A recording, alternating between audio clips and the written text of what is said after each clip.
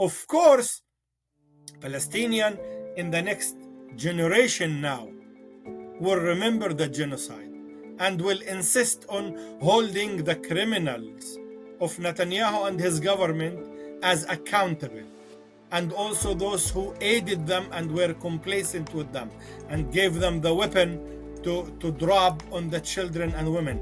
That accountability has to take place because there is an international community, there is international criminal court, and there are some international standards that we all should support and uphold, have them implemented as well. We should not give up on that. If we give up on these things, then those in many ways Israeli government leaders who want genocide and who want to dehumanize Palestinians will be victorious. The only way to oppose them is by emphasizing the human dignity, the equality, and the historical right of Palestinians to live peacefully and in an equal way to the Israeli in that area or in that part of the land.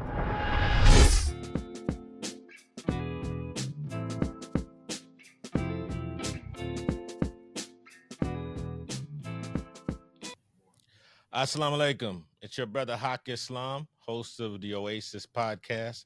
This week we have two very special guests because we're focusing on the Palestinian conflict. Not saying that we're going to get a resolution, but we want to get enough information for our audience to understand exactly what is going on and the history of the conflict. So my first guest is Professor Mohammed Abu Nimer. He is a professor of international peace and conflict resolution at American University. He's also the director of the Peace Building and Development Institute. He holds a PhD from George Mason University. Assalamu alaikum, Dr. Abu Nimer. Assalamu alaikum, Islam Haq. Pleased to meet you. How are you doing, brother? I'm doing as much as one can be Excellent. doing considering the circumstances. Thank you. So there are so many Muslims, family and friends of mine, who really don't understand the conflict.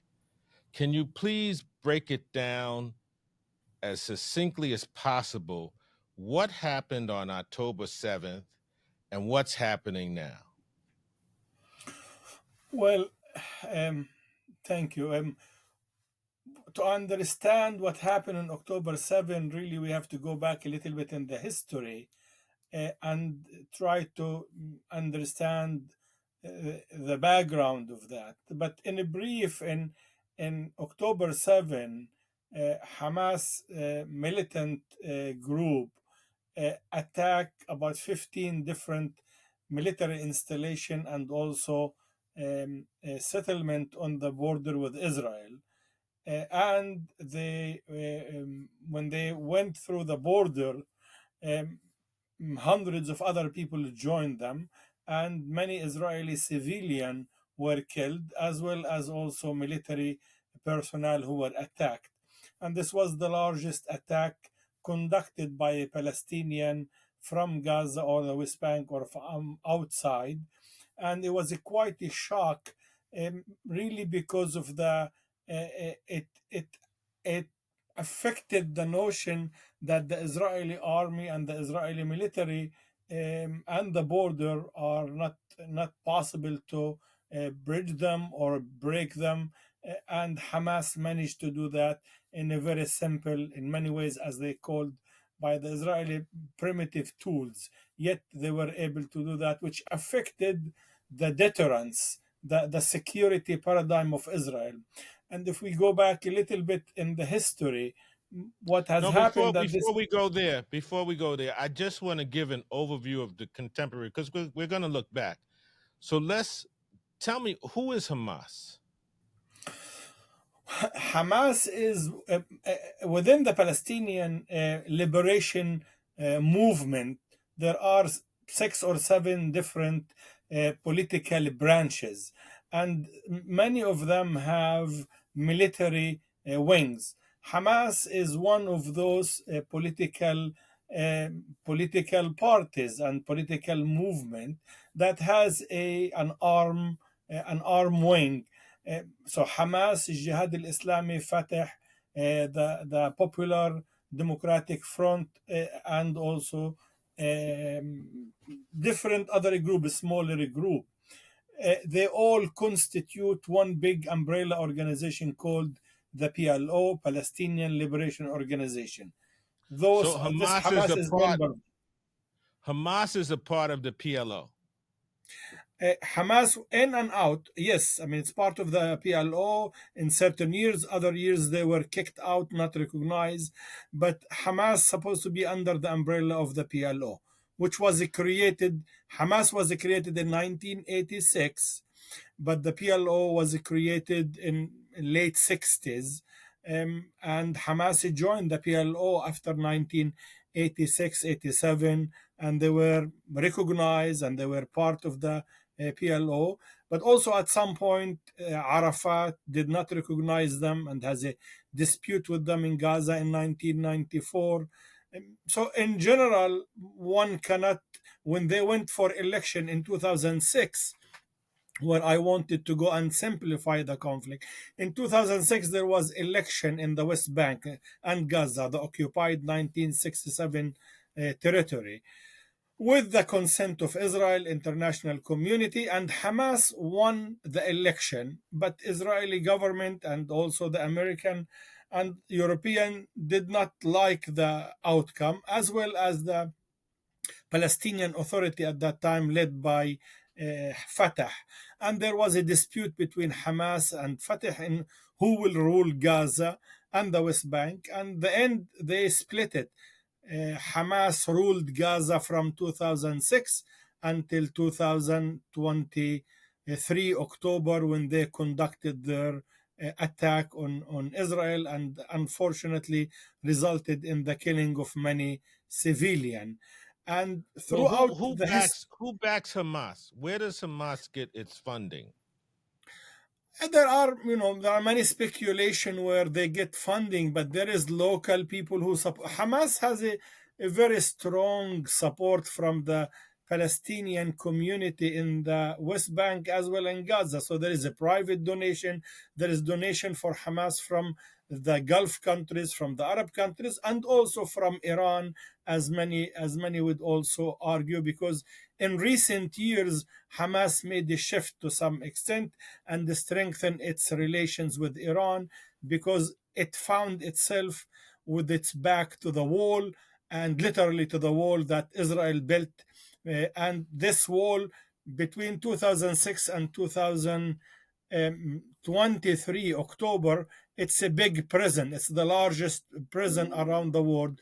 Almost 2.3 million people not allowed to leave. They don't have mobility access. The borders often closed. There is restriction on food, medicine, on anything to go in, all under the Israeli supervision and control, which made the life under Hamas and during that territory unbearable. And the Hamas, when they attack in October 7, they saw that regionally the American and the Israeli are trying to strike a deal with the Saudi and with the Gulf countries and Egypt and normalize the relation.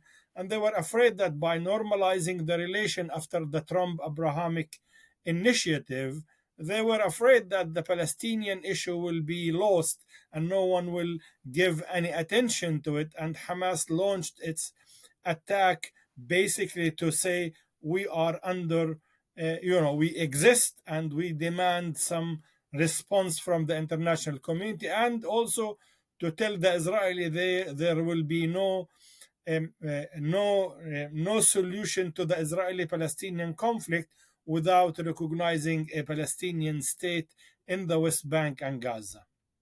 So all of these negotiations between Israel, America, and the Arab states did not include a solution for the Palestinian situation.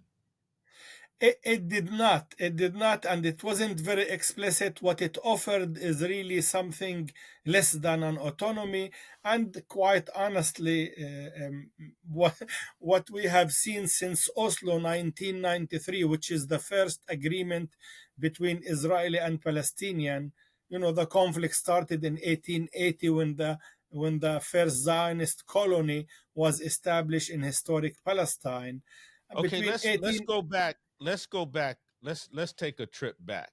You and I are gonna go back in time because I want our audience to understand the origin of this. Palestine historically is a very sacred place. Islam, Christianity, Judaism Judaism. has its roots there. All the Abrahamic religions. Okay, so let's move forward. So we got the place of the prophets, right? We move forward. What happened at the end of the 19th century to exacerbate the problem we see now? Well, historically, the start of the Zionist movement in Europe was a result of European country and nations expelling, persecuting Jews in Europe out of anti-Semitism and because of the rise of nationalism in France, in Germany, in Russia, or what used to be Russia as well, in the different parts of Russia, in different parts of Europe. And during that time, as you know, the European countries looked at the world as one piece of land for them, and they colonized Africa, they colonized South America, they colonized the Middle East in general. And part of this colonization was basically, or the idea to have a land for the Jews who were in Europe, in the Middle East, and in the land of Israel, as the Jewish faith would call it, and began basically encouraging and supporting the migration of Jews to the land of Palestine, historic Palestine, and the first colony, as I said, in 1882. During that time, there were only 3 to 4% Jews living peacefully with Muslim, Christian, or Arabs in that area, and was under the Ottoman Empire. In, Who is by who by is who was Theodore Herzl? So Herzl was really one of the founder, the main founder of the Zionist movement that says in order to protect the Jews globally, they need a homeland, they need a territory. And he convened a conference in Switzerland, I believe, in 1897, and then called for the Jews to migrate and to go to land of Israel, as he called it, or the historic Palestine. And by that time, in 1897, the Jewish minority and the wealthy and influential Jewish movement have secured a great deal of support from Britain, from Germany, from some other countries to begin exploring and establishing this colony in the East, or colony in Palestine. And by 1917, which is an important date for your audience, it's called the Balfour Declaration. And during that time, the British mandate was established in the land of in Palestine, or land of Israel, under the assumption that there are two people there, Jews and Palestinians. And Balfour Declaration gave the right for homeland for Jews in historic Palestine for the first time in history. Okay, let's stop there. Who was Lord Balfour? Well, I mean, Lord Balfour was one of those official, a British influential politician who basically was in a close relation and connection with the Zionist and pro-Zionist forces in England, in Britain, and through those political advocacy and maneuvers, was convinced that Britain need to be more receptive to the cause of the Jews who migrated to Palestine by that time. Remember, they started 1880s, and by 1917 they were almost about 10% of the population. So what they But did, what 10 gave or Lord 12%. Balfour, excuse me, Professor, what gave Lord Balfour the right to Good. That's a say, good question. Absolutely. See, because in 1916, the First World War ended, and then the British and the French and the Italian divided what we call the old man, which is the Ottoman Empire. So the French, for example, took Syria and Lebanon. The British took Iraq, and they took Jordan, and they took Egypt. So, and the British took Sudan. The French took also, continued to control Tunisia, Algeria, as well as Spanish, I think, took Morocco. So they divided the region. The only one that wasn't taken by anyone was Palestine, and Palestine was given to the British as a mandate. So Balfour was one of those officials who rules under the mandates, the British mandate that was supposedly given under the auspices of the what was the first United Nations Forum, or for United Nation League, I think was called at that time. So from that position, he said, "I am, and we are here with a mandate to make sure that Arabs and Jews live together." And he said, according to what I see, the Jews should have a homeland in Palestine. That's where he derived his declaration. okay, so we're talking about the end of World War One. We're going into World War Two, and um, we see what Germany is doing to the Jewish people, but none of the European nations are coming to their aid. Why did in World War One they were coming to the aid of the Jewish people with the Balfour Declaration, but in World War Two nothing happened. They just watched the That's a very good observation also.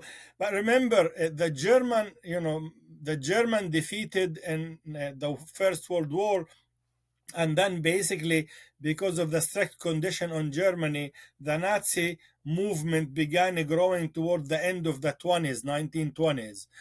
And by that time, the Nazi movement or began persecuting and expelling Jews, and basically a full-fledged Holocaust for the Jews in late 30s. Indeed, many of the Western countries knew what's happening, but again, the Second World War was a fight with the German throughout those years, between in the 20s and the 30s, particularly the 30s. The Western country facilitated in some ways the migration of Jews to the land of Palestine, historic Palestine, gave them citizenship, gave them protection, eventually or practically, although sometimes they will stop one ship here, one ship there. But de facto, the British mandate in Palestine between 1917 and 1948, when Israel was created, facilitated, agreed, was complacent of giving the Jews from Europe a land and a place to be there on the account and without consideration of the local indigenous people, the Palestinians who lived there. And as a result, the Palestinians in 1936 revolted against the British mandate, and they were fighting between 1936 and 1939, and they were fighting both the Zionist militia that was created by that time, and also they were fighting the British mandate. And the British got they said they got exhausted, tired, and they said by 1947 the United Nations said we need to make partition of this land, and one state for the Palestinian, the Arabs, and one state for the Jews, who by that time their number have exceeded 35% of the population of historic Palestine. Abu Namir, I'm really somewhat confused, right? Because the European nations gave the Balfour Declaration, but they watched the Holocaust take place against the Jews. What the Germans were doing, I don't understand them. First, I don't understand them saying that they have the right to take the Palestinian land. But second, I also don't understand why they watch the suffering of the Jewish people during World War II. In a sense, you want to look at it historically. The nation state by end of 1800, and also by beginning of 1800 until the end of 1800, for almost 100 years, most of them, including France, have a problem with the existing of national, religious, non-Christian minorities in Europe, including the Jewish minority, and they used to call it the Jewish problem in Europe. And they were seeking ways to solve this issue in order to in many ways find a homogeneous or a dominant majority of a Christian. They did not know how to solve the presence of the Jewish minority there, and they created many pogroms, persecuted the Jews, despite the fact that many of the Jewish people during that time in Europe lived for centuries in these places, and they contributed to the culture and to the building of many of those nations. Yet, they found themselves persecuted. See, but the question, we know that they were persecuted. The question is, why select Palestine? Why go and describe Palestine as land for a people, land without a people, for people without a land, as was This the is Zionist this is a colonial. very important question that I want to get to, because we have um, from what I've read during World War II, Palestinian people took in Jewish refugees into their home. Is that correct? Uh, I mean, there are incidents. There are also Arabs in Morocco who took Jews. There are Algerian. There are, there were some.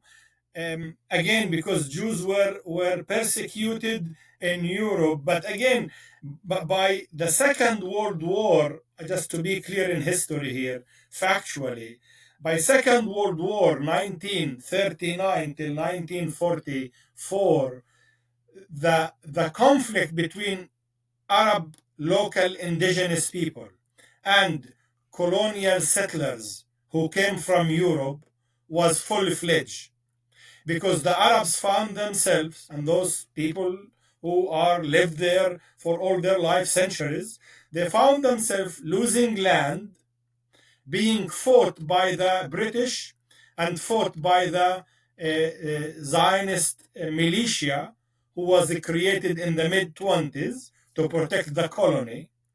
They found themselves in full war with them. They found their numbers to increase every year, and they appealed to the British to stop the migration, stop the support of the migration of Jews. But the British, of course, did not, and they continued to facilitate the settlement of Jews in historic Palestine. And And this that is was already a war between them.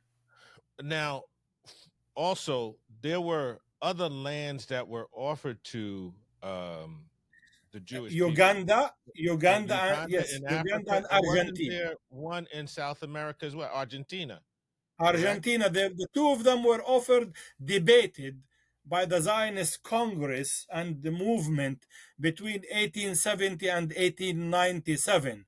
By 97, Herzl have settled the question among most of the Jewish leadership in that part, with the help, of course, of the pro-Zionist forces in Britain and other European countries who honed on, focused on Palestine to be given to the Jewish people as a homeland, and the link between Judaism and Zionism as a colonial movement was made. That's when religious Jews injected the ideological connection, religious connection between the land of Israel to the Jewish European settlers who arrived there. It's a classic case to understand it if you look at white settlers coming to the land of America from America, Europe. yeah. Yeah, and settling here, and there are indigenous people. And by 1834, Jackson, the president, former president of the U.S., have already declared that time that the Bible and the Christianity have given the rights for European settler to cultivate the land and to, in many ways, fight the indigenous people. The And same that was exact, continued under Monroe when he said manifest destiny from border to border. absolutely, and the same I, story. Let me just give me one more. The same story happened in South Africa. European settlers arrived to South Africa, and they settle it, and they sit there for 400 years. And they are 15% white, and they were 85% blacks and other colored people in 1994, when the apartheid system was sort of destroyed or banished. The same exact story in Palestine. so the usurping of Palestinian land has been going on since the Zionist conference during the late 19th century. So what we Absolutely. see today is just a continuation of that process. What makes it today, but again, the state of Israel created in 1948, so it took about 70 years. And in 1948, the Palestinian indigenous people found themselves, as a result of the war, inside Israel only 11% out of 100% inside Israel, with a border of what we call 67. East Jerusalem and the West Bank and Gaza are with the Arab countries, while Israel created with a small minority of 11% Palestinian. So by 1949, that's 1948. In 1967, through the June War, Israel completed the occupation of the historic Palestine.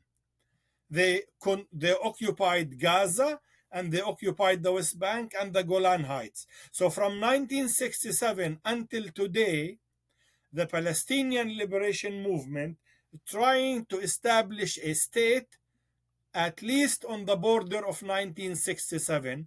And by Oslo 1993, after 100 years of a conflict, they agreed to sit in the table, around the table with the Israeli, and they negotiated Oslo agreement. But Netanyahu and the right wing in Israel never intended to respect that agreement, and they killed their prime minister Rabin, and they never implemented it. So from 1993 until now, they continue to say, we would like to solve the conflict, but they never really respected the negotiation. They never allowed the creation of Palestinian state. And we are now in the last phase where, for the first time in the history of the state of Israel, you have a government led by Netanyahu and two political party. Those two political party are the most radical, ultra religious Jews who believe that the entire land of Israel, which is old historic Palestine, should be under their control, and more important, they should expel and purify the land from the Arab inhabitants, and hence the genocide in Gaza and the West Bank, and basically trying to create a new reality on the ground that says no more Palestinian presence on that land. Therefore, they can settle Gaza and they can settle the West Bank, and the state of the Israel will be established on the land of Israel historic in a preparation for the return of the Messiah. Dr. Abu Namir, the one thing I don't understand, even with the present day, what's going on with Israel moving into Lebanon, right? They're surrounded by Arab states, and doesn't seem like anyone is doing anything to stop the conflict or give aid to the Palestinian people. I just don't understand why food isn't dropped in from an airplane, or the world is watching. Why? The Arab world is watching. Why? The Arab world and the Muslim world in many ways is watching, but also Western European government are watching. The entire world in many ways, I'm sorry, I should be more precise here.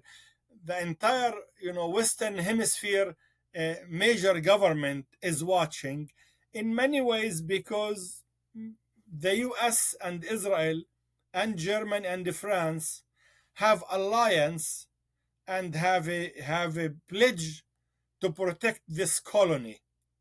And President Biden said already in his first visit statement, if Israel was not created, we will create it there as a colony, as a post, because it serves the American interest in the region. The Arab countries, whether it is, you can take the 21 Arab countries, or most of them, have a very strong ties to the American administration. And many of these regimes rely in terms of security and economy and their sustenance as a regime, as a legitimacy and the credibility in many ways. They only can stand and continue with the support of Israel and the support of the US, and also they are being frightened by Iran. So Israel and the US basically tell them, if you don't stand with us, you have to face Iran alone, and they play many of these sectarian identity issues. But at the end of the day, it's an economic interest for the Arab countries to be allied with the US. And if you want to be allied with the US, you have to protect Israel and you have to normalize your relations with Israel. And that's really the primary reason. Only the regimes, but the people on the ground, majority, most of them are in solidarity, in sympathy with the Palestinian people and their cause for a state. Uh, I want to also emphasize that in this context, although Israel was created as a colony in 1948 and before, the question today is clear that war and violence and military solutions are not the way to settle this conflict. No matter, even if you use nuclear weapon in that region, the Palestinian cause will continue to exist. It's been existing for about 140 years. It will continue to exist. So the only way for this conflict to be settled is really around the two people, the people of Palestine, Palestinian, and also Israelis who live there, is to sit together and figure out that each one has 7.5 million people there. No one is going anywhere. And But military. Dr. Abu Namir, you are the director of the Peace Building and Development Institute. D- d- there's been dialogue under most American presidents, right? I Yes, remember when Yasser Arafat came to, I think Clinton was president at that time. correct. When 1993, September 12th. Okay, and today we as Muslims are being bombarded with images of the Palestinians being killed, burned alive, suffering. I don't hear anything about a dialogue. What do you think is going to be the resolution? As I was telling you, Israeli government today, with the help of the American and the several European countries in power, are dehumanizing Palestinian. The life of a Palestinian is not as equal to any life of either American or Israeli or a French or a British or any of those. That dehumanization process is in a full fledged now. But I am reiterating to you, no matter how many Palestinians will be killed, no matter how much force they will use, and they are conducting genocide through starvation and even through burning. They are burning children and women as of yesterday, and trying to ethnic cleanse north of Gaza. This will not solve the problem. What I am saying, this problem can only be solved by having a full security and the state dignity for the Palestinian through a statehood, and also to have the Israeli have their state secure. The security of Israel can only be guaranteed by one thing, by having the Palestinian secure, living in dignity, and living in an equal condition to the Israeli in the region. And you see, we have tried this conflict, have tried all possible means, including genocide now, and there is no way out of sitting together and living in dignity, because neither Palestinian nor Israeli are going to disappear from there. We know that for a fact, and that's what I am proposing, and that's what I am endorsing throughout this, despite the genocide that taking place. Of course, Palestinian in the next generation now will remember the genocide and will insist on holding the criminals of Netanyahu and his government as accountable, and also those who aided them and were complacent with them and gave them the weapon to drop on the children and women. That accountability has to take place, because there is an international community, there is international criminal court, and there are some international standards that we all should support and uphold, have them implemented as well. We should not give up on that. If we give up on these things, then those in many ways Israeli government leaders who want genocide and who want to dehumanize Palestinian will be victorious. The only way to oppose them is by emphasizing the human dignity, the equality, and the historical right of Palestinian to live peacefully and in an equal way to the Israeli in that area or in that part of the land.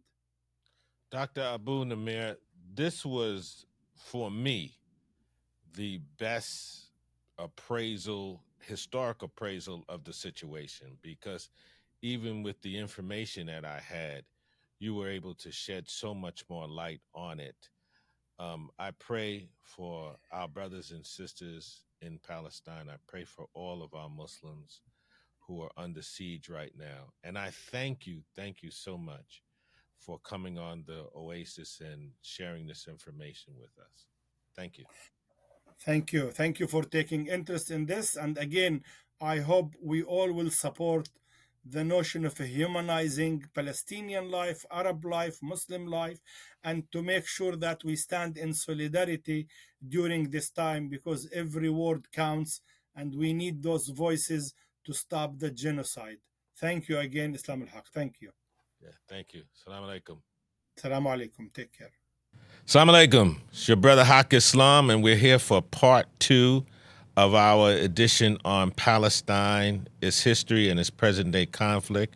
And we have someone who I'm very appreciative of her coming here today, because she's a student activist, and Maliha Farous. Yes. Hi. 2024 graduate of Columbia University School of Social Work. She actively uses her platform to promote humanitarian causes. And one of your causes, let's go back. What did you think about what you just heard? Oh, I think Professor Abdu was great. Like, I think he covered a lot of the key points. The only thing I wanted to add in terms of like how are the Arab states responding, I think we do have resistance in the Arab states, and a great example of that is Yemen, right? Like the Houthis in Yemen are, doing like shipment blockades and things like that. And I think we see the response, right? The response from the U.S. state is bombing Yemen. So I think that also makes a lot of other Arab states, it's not like fully free will, right? Like even if they believe in the Palestinian cause and they want to help, there is so much response and repression coming from U.S., Israel. And also we have situations like historically, like, CIA and all like taking over their governments, things like that. They do coups just like they destabilize Latin America. So I think those are... Or Africa. Or Africa, 100%, right? So I think those are very valid fears. I'm also not trying to avoid accountability. I do think they should be doing more than they are right now. But I think those are also fears that, hold them back to an extent. Because at the end of the day, everybody's subjected to the U.S. military and the imperialism that like the Western nations have all over the globe, including Africa, Asia, Latin America. It's very overwhelming. Yeah. Because... Well, let's go back to you before we get into the overwhelming aspects of life. You were a student last year at Columbia. Yeah. And Columbia was the hotbed of student activity last year, but it seems pretty quiet this year. What's up? I don't think it's quiet. I think media coverage is what, narrates our public view. Like, what does the media think? I think one thing I've noticed as a student activist who is on campus and who's still I have friends who are still working on stuff, media coverage tends to come through when there's like, quote unquote, arrests happening, right? When there's aggression. But when we are hosting educational events, when we're hosting vigils, like we're not necessarily getting people, in our faces. But during the encampments, when there was like the occupation of Hins Hall, I should say deoccupation of Hins Hall, or, the encampments on the lawn, we had so much coverage, so much media. I think the other aspect it is an Ivy League institution, right? Like we have like the world's attention in many ways. We had international news coverage. So I would argue that students have not stopped. There are protests almost every day. There's currently a vigil been going on for almost a week. Every night they read names of the martyrs in Gaza. And there's so many names to get through. They've gone on for hours for a week now, and they haven't stopped. When I was a student at the greatest university in the world, Howard University, everybody knows it's the greatest, right? We were protesting consistently. Mm-hmm. We protested for the Palestinian cause. We protested for South Africa. We protested I remember when Robert Mugabe came on campus, and we were so excited about the liberation of Zimbabwe, or that the African leader came to the university, or Washington, D.C., one or the other. I don't remember correctly.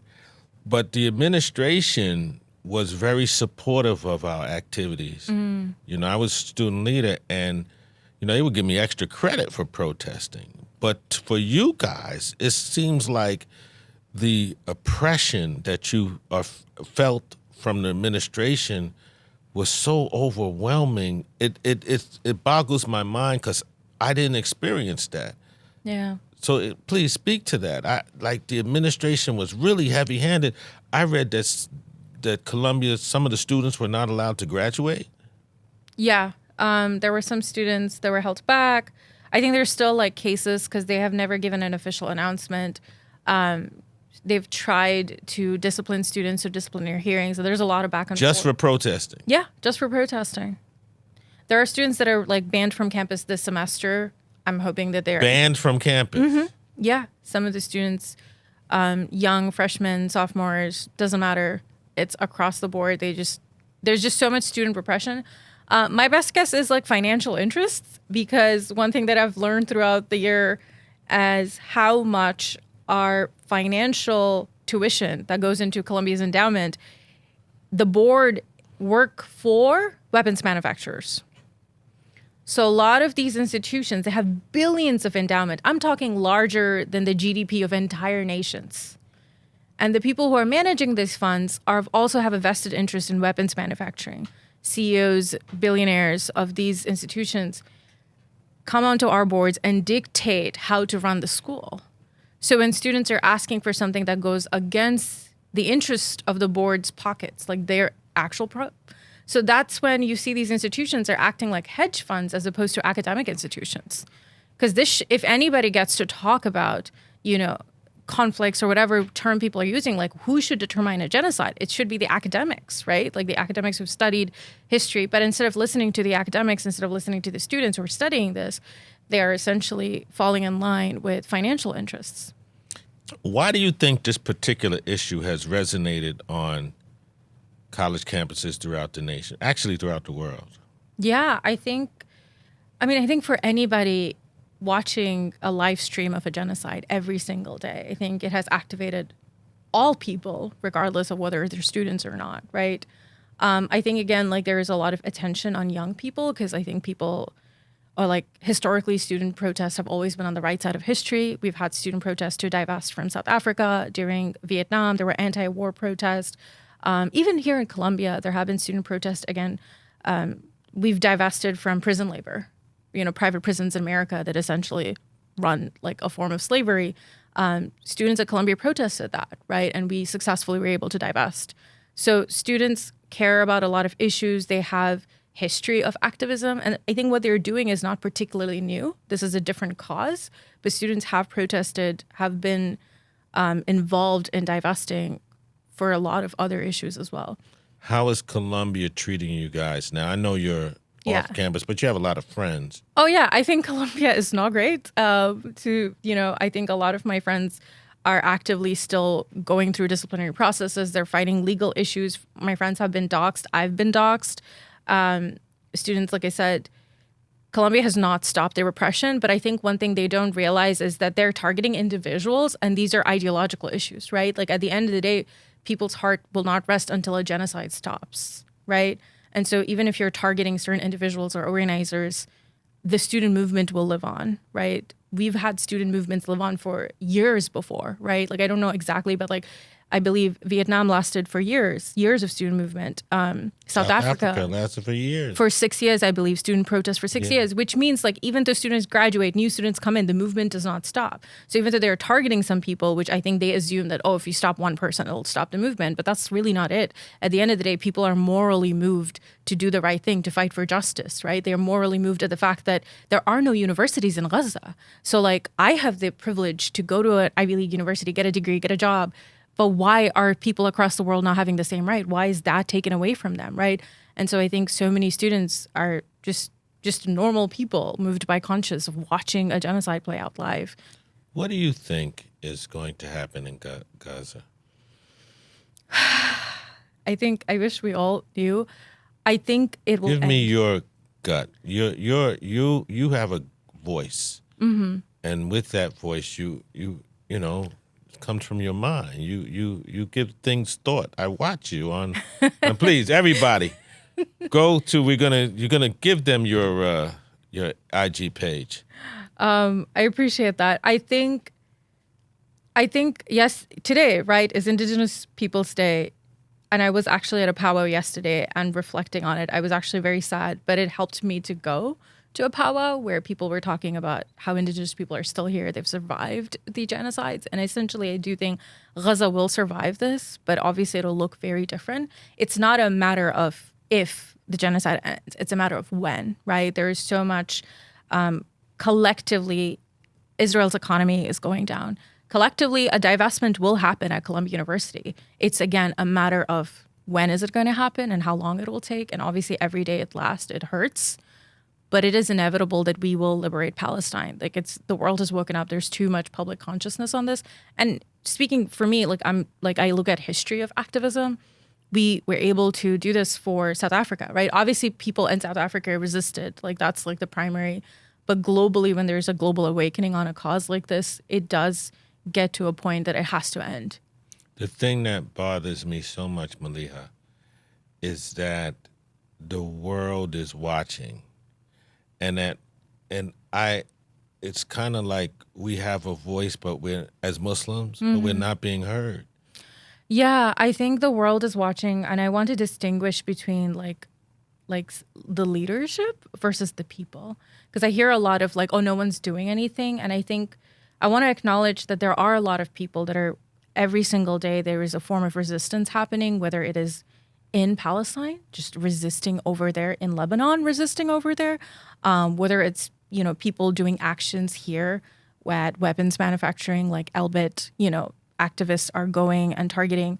I believe today or yesterday, JVP had lined themselves up across like the Wall Street, chained themselves, right, as a form of protest. Yeah. So I do believe people are doing a lot, like encampments and things. People are doing. I think it's a matter of perhaps time or quantity, because this is how, especially those of us who are the global majority, I think all of us feel for Palestine. The global majority definitely is aligned, but getting the needle to shift is taking much longer.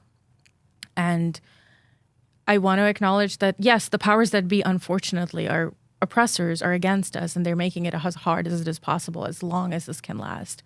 You know what Yeah. I'm saying? You're, and this is why I'm encouraging everybody to listen to you, because you have something to say, and your thoughts are cogent and they make sense. What is your opinion of the Arab states that's surrounding and watching? I do wish they do more. I wish, because they're like a massive oil supplier to the world, right? Like at the very least, you could do that. You could withdraw, boycott, like oil, you know what I mean? Like you could be like, hey, we're going to stop supplying this while you're constantly bombing. A lot of the Arab states, on the flip side, they have like, what is it? The U.S. military base is based in Qatar, is based in Saudi. Like their military bases are all over the Middle East. So it's a double-sided thing, because at the end of the day, I also recognize that under U.S. imperialism, if the Arab states started acting on their own will, the U.S. can also start a war there, right? Like that regional issue, because we see what Yemen is doing, right? Yemen is resisting, the Houthis are resisting, and Yemen, Sana'a is getting bombed. So it's such a difficult situation where I do think they can do more. I think especially if they were to build coalitions within the states, they could. But I also recognize that there is a lot of military intervention from the West. Like the West has no moral code of bombing any nation it wants to. Any nation that can enslave people for over 400 years has Yeah. no moral code. And I think, again, like the nation state's leadership is different than the collective populations of the Arab states, right? But there's also like the Gulf states have very different politics than the rest of the Middle Eastern countries. So there's a lot of nuances there. I'm not like the most expert, but I understand that they It could. doesn't matter. Yeah. You have an opinion, you're well studied, you're well thought, and you have youth on your side. And the energy that you bring to the table supersedes a lot of what people think that have only an opinion with no facts. So don't beat yourself up. No, I appreciate it. Thank you. Yeah, I just want to acknowledge that there is a lot of nuances, and I want to acknowledge that they could be doing more, but I also understand a lot of the physical limitations of what they're able to do. And so do I. And but the practical side of it is, you know, from an outsider, you know, looking in at Qatar, Oman, all of the Arab Yeah. states, Jordan, because they all have their own internal issues as well. Yeah. But the Palestinians are Yeah. No, I agree. under genocide. No, I completely agree. I agree with you where they could be opening borders. Like, I don't know what Egypt is doing there. No, I from my perspective, I wouldn't open borders, because I think that that's what Israel wants. Because once the borders are open, and you're never coming back. Yeah. As a And Palestinian, 100%. Because I think even with borders open, a lot of Palestinians are like, this is our land. Why this would is we our leave? land. Why Yeah. would we leave? And I completely agree. I think at the end of the day, the goal here isn't just to let them escape or something. It's to like stop and like, you know, return sovereignty to the indigenous people in that area. Okay, this is the big question, the end question. Where do you think this is going? The conflict in Gaza, West Bank. I think liberation is coming. What does liberation mean to you? I think there will be an end of the apartheid. Like who's stopping Israel? How is this gonna happen? I think it's like the economic feasibility of the situation, right? Because we have the BDS movement organized by Palestinians since 2005, which is boycott, sanctions, divest. I think with the International Criminal Justice Court, like the rulings that are coming in, like the global majority very much recognizes this as a genocide, very much wants it to stop. It's really like a U.S.-Israel single-handedly carrying on this genocide right now. We're already seeing the economy collapse in Israel. Settlers are leaving every day. It's getting very expensive to ship things there. So those are things that are going to cause financial strain to the point that there is more loss in this war than there is benefits of making, money off weapons. So I think all of those things, because at the end of the day, when you're trying to build a social movement like this, it's like, let's say I'm trying to cut a tree down. You don't just have like one big hammer, axe, right? It's going to be a lot of small cuts before the tree falls. So essentially, Israel will fall because they're being hit on economically. There's the resistance on the ground. There is student movements across the world asking for divestment. There are dock workers that are protesting, like, we don't want to take weapon shipments, right? So all of those small actions will inevitably get to the point that Israel is financially not able to continue as it is currently. And they will have to listen to people to end the genocide because it is inevitable. I just don't know what the outlook will look like when this happens, like what is the big picture at that point. But we've seen this with Vietnam. We've seen this with South Africa. So it will liberate Gaza. It will liberate West Bank. I cannot fully speak to how, but I don't think people will stop, right? Like the Palestinian cause is not going to end until there's full liberation of having people who can return to their homeland, right? They're asking for free movement. They're asking to be integrated into society, not as second-class, third-class citizens. I think those are rights that is just human rights. Yeah. And until that is given, the Palestinian cause will not stop. So it is inevitable that they will be liberated. Tell our audience how they could get in touch with you, watch you, your commentary, all the stuff. Where's she looking? Okay, yes. Hi, everyone. Okay, so my name is Maliha. You can find me on... Maliha. Yes, Maliha. Your last name? Fairuz. My name is Maliha Fairuz. You can find me on Instagram at Maliha Musings. I'm also on TikTok. And I have a YouTube channel. I'm not super active, but yeah, I want to start hosting more conversations about social issues. I'm a public health educator by job. I do public policy. I studied public policy. So a lot of my content is about educating people on social issues. I'm also just really passionate about media narratives, and how social movements in media kind of, how it affects culture and things like that. So we'll be having a lot more conversations about that on my platforms. Thank you. Thank you so much for coming to the Oasis Circle and being a part of the Oasis Circle. Thank you so much for hosting me. This was such a great conversation. I appreciate you. But your thoughts, your ideas, your positions got you here. So keep doing what you're doing, because we need our youth pushing a social agenda of liberation and enlightenment and encouragement and freedom, justice, and equality for all. And thank you so much. And I feel like I appreciate that. And I also think for a lot of it is not new, right? Like historically, so many people have done this work in the past. And I'm just like learning from history, learning from Black activists, indigenous movements, so many movements across the world. And right here in the United States, right? Like we've been fighting our own oppressors and systemic oppression here. So thank you for having me. Thank you for hosting this conversation. You're welcome. That's this week's edition of The Oasis. I'm your host, Haq Islam. Keep prayers up for our brothers and sisters in Palestine, in Gaza, in Sudan, Mali, and all the Muslims who are feeling a level of oppression around the world. Until next week, assalamu alaikum.